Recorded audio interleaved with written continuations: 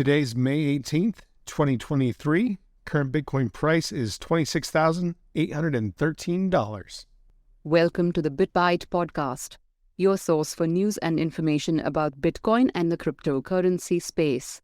This podcast is meant for educational and entertainment purposes only and is not financial advice.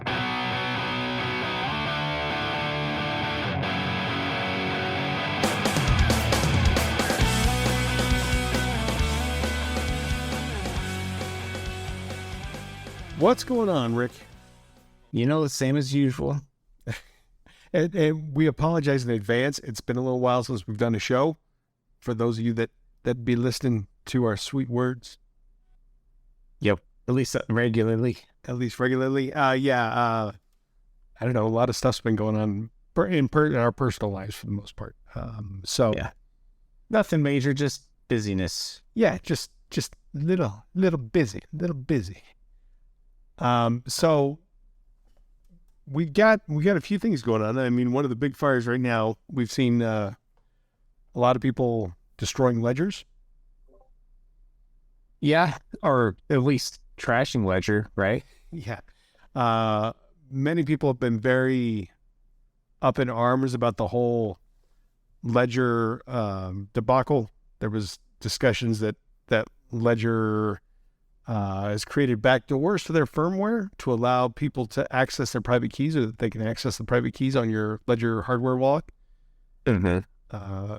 Basically, what they were announcing, from what I understand, and I could be completely off base on some of this, but from what I understand, they were trying to incorporate a way to allow you to basically take your private key and you would create 3 shards of it. You would hold a shard of it, and then one company would hold a shard of it, and then another company would hold a shard of it.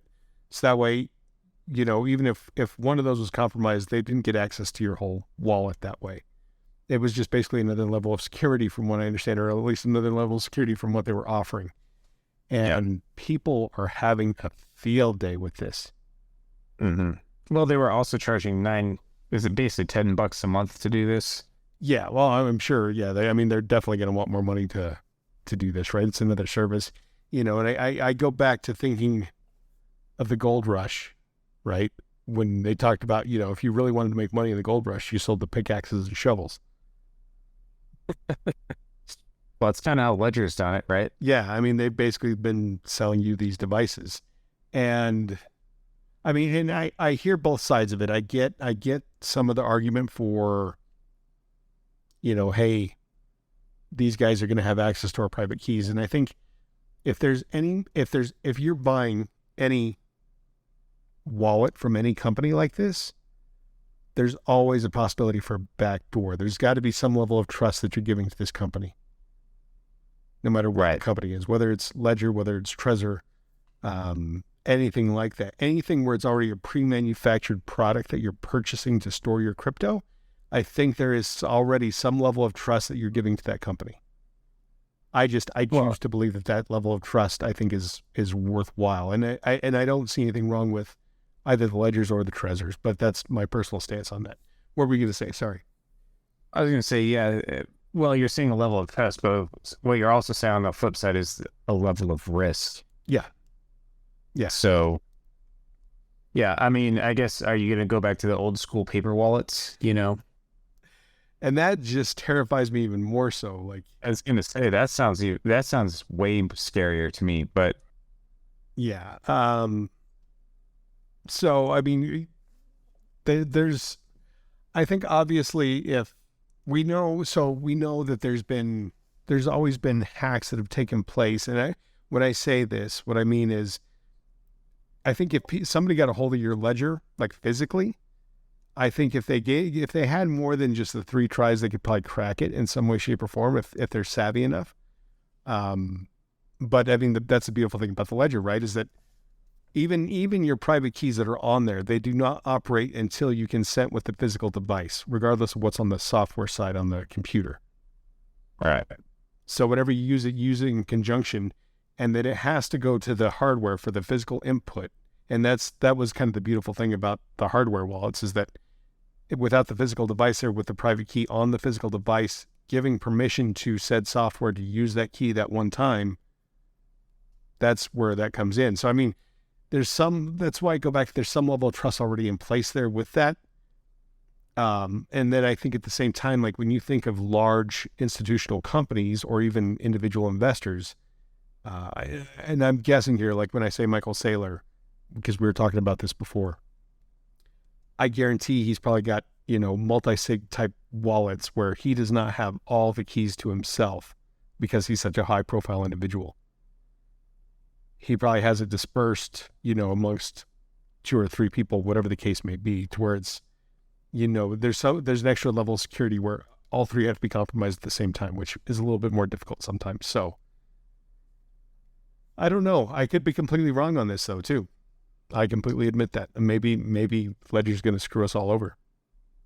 Well, I wouldn't say that they're going to screw us all over, but it just kind of raises a little bit of concern because, I mean, most of the software for Ledger is open source, but like the chip and that kind of thing is proprietary. So we really don't know what's going on that end of things.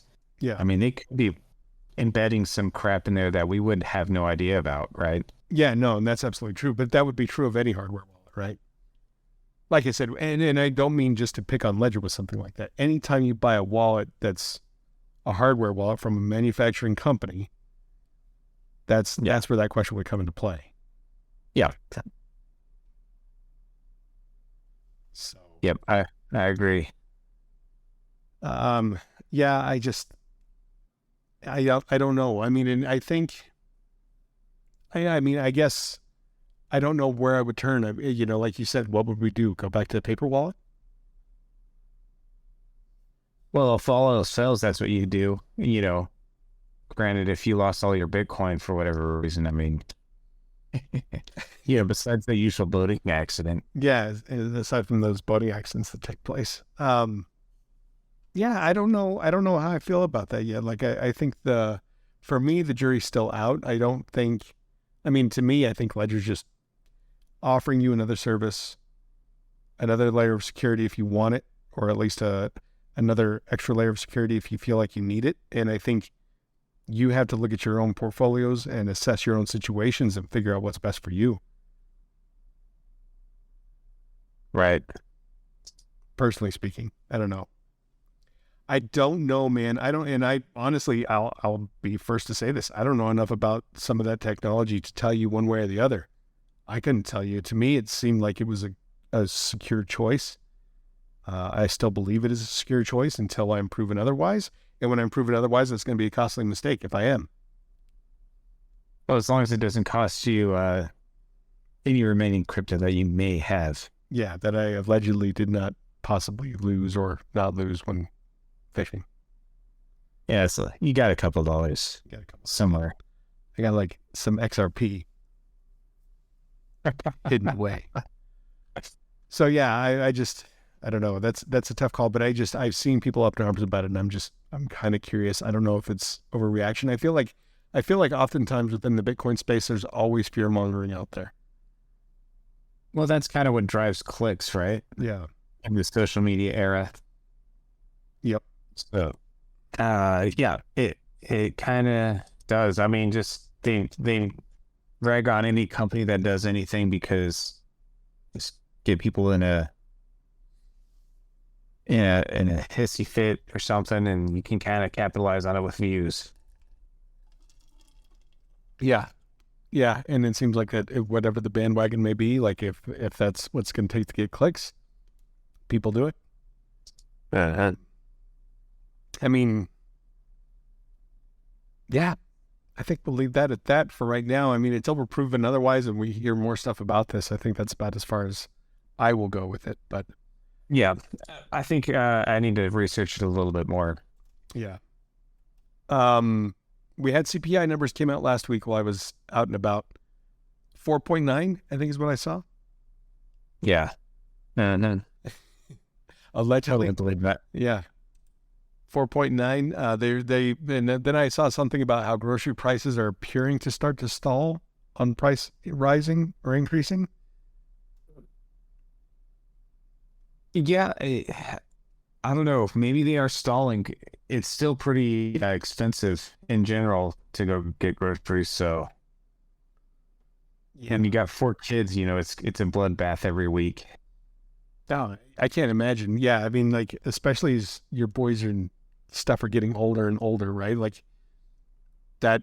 Yeah. I don't know if your oldest eats enough to eat you out of house and home yet. Like, but he's at that age where he would be, right? Yeah. He could if he turned that on. I know. I did my family's. Does he not turn it on for you so far? He does every once in a while. It's just like, what the heck, dude? And then some days it's not that bad. Some days he's got the hollow leg, and sometimes he doesn't. Yeah, I don't know. It's kind of moody. He comes and goes. Yeah, I'm curious. The markets across the board. I think last week when I was out, markets were in turmoil. Bad. I mean, traditional stock market. Bitcoin took a pretty huge dive. I mean, not a huge dive, but it took a dive over the past couple of weeks.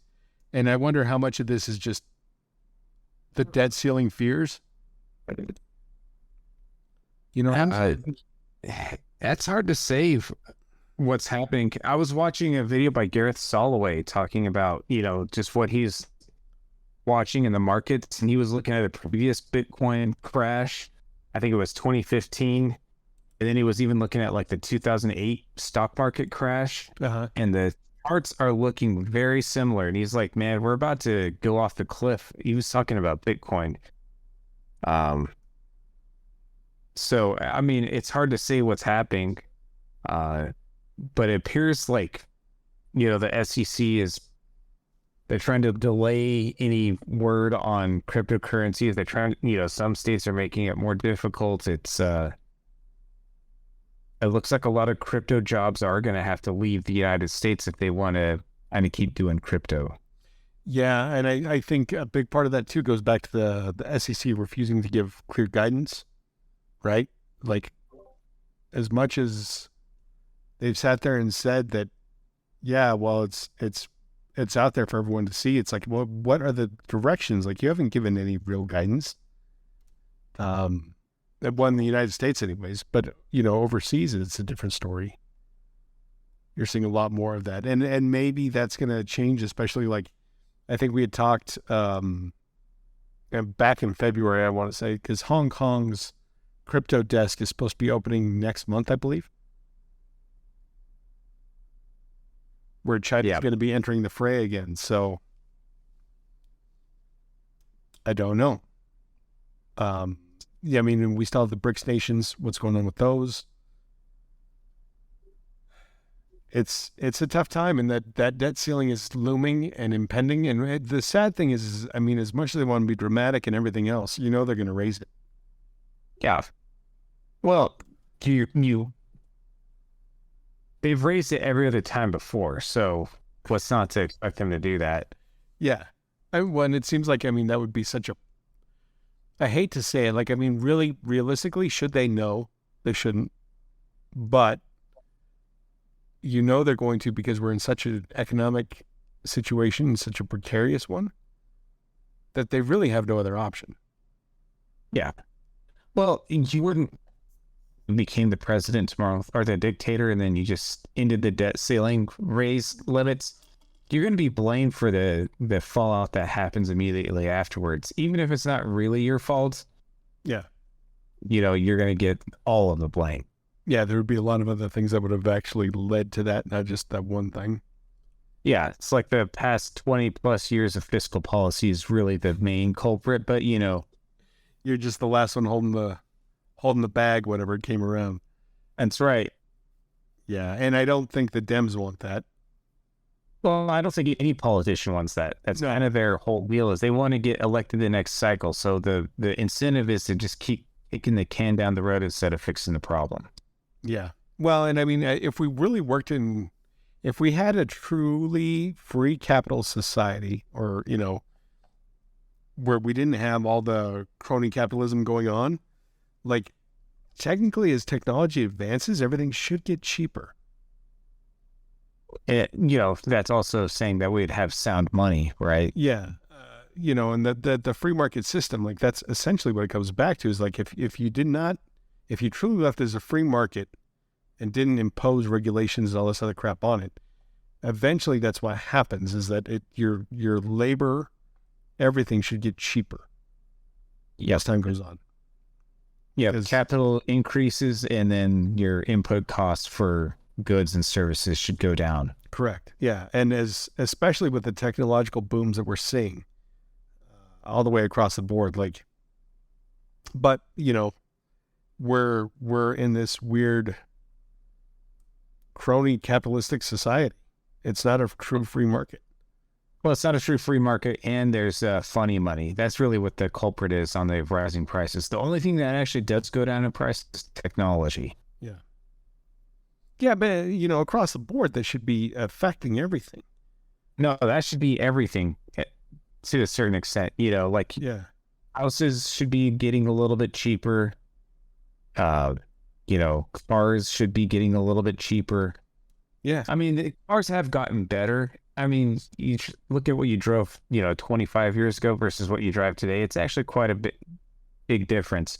But the homes from 25 years ago versus homes today, not that much difference, but they're about 3 to 4 times as expensive, Yeah, absolutely. And I mean, you're starting to see like the 3D built homes out there. I don't know if I'd necessarily want to live in one, but the production time is way reduced and your production costs, I mean, after your initial investments of the machinery to do it, I mean, they're able to build, homes from foundation to roof rafters in a matter of 4 days or something like that, 5 days with a crew of like 5 people. I don't know. I mean, yeah, I mean, that's kind of how things should go. Like you said, technology should be making things cheaper. But we keep on interfering with it. And I mean, I think that's where part of that, some of that where kicking the can down the road would make sense in some way because eventually, yeah, everything should get cheaper. But we're not allowing that to happen. And I don't think we can allow that to happen with our economy. Because all they want is more debt. I mean, but that's our debt-based economy, right? Right. So, yeah. Kind of tying into that, and I mean, I know we're kind of just there's a lot of stuff kind of that we needed to catch up on, but playing into that too is when you look at the head of Biden's Economic Council, I want to say he was the chair. He's the new chair, right? Yeah, Jared Berenstein. Yes. He was basically he worked on an op-ed for the New York Times entitled "Dethrone King Dollar." He's basically saying the new research reveals that what was once a privilege is now a burden, undermining job growth, pumping up budgets and trade deficits, and inflating financial bubbles. To get the American economy on track, the government needs to drop its commitment to maintaining the dollar's reserve currency status, which is, I think, really exactly what we're seeing right now. Yeah, I mean, it's happening. It's just kind of crazy that they're the top guy in the economic team that they're bringing in is the guy who's saying that. Granted, if you're looking at some of the policies from the past 20 years, it's exactly what's it's all culminating into what's happening now. Yeah, I mean, and the United States, for the most part, really has only themselves to blame for a lot of that too. I mean, we weaponize the dollar in so many cases. Like, what country would want to stay on there? I wouldn't if I was another country. I wouldn't either, especially if I was. And I mean, it's when you look at especially some of those developing countries, what they've done to them. Putting them on these loans that, with horrible terms, that there's no way they'll ever be able to pay them back. It's just like it's funny because it's like the 2008 market crash, right, with the subprime mortgages. Subprime. Yeah, we're giving those the same. We're basically doing the same thing to those countries, and they're like, "What do you mean you defaulted?" I don't know. It's a mess. It's a mess. And we everybody's still claiming recession, if not a depression, is still on the horizon. That's not out of the cards yet. No. Well, I think we've been in a recession. They just never call it that, right? No, yeah. They're going to be like, oh, well, we eked 0.1% in positive GDP for the quarter. I don't even, what did we, I'm sure we reported on what maybe we didn't, what Q1 GDP came out to for 2023. I thought they said it was just like a slight gain. Like you said, just, maybe they even said it was like 1% growth, which, yeah, Yeah. 1.1%. Yep, that's what it was. That keeps that from being a recession, man. It's a miracle how that happened. Yeah. I mean, I don't know. When I drive around and I look at the condition of the roads locally, and it's not just here, like Phoenix, I heard is the same way. Just looking at the infrastructure everywhere, it looks like everything is crumbling and dying. Mm-hmm. But hey, we're not in a recession. We're not in a recession. We just got to watch those potholes, man. Driving them center. That's right. Yeah, otherwise you pop some tires. But yeah, is there anything else you wanted to bring up today? That's it for now, but we'll definitely come back and talk again sooner. So we'll have, a few less topics to cover at once. Yeah, sorry. This one was a little bit long-winded, but there was a lot of stuff that we missed. So thank you all for listening. Yep. Bye. Bye.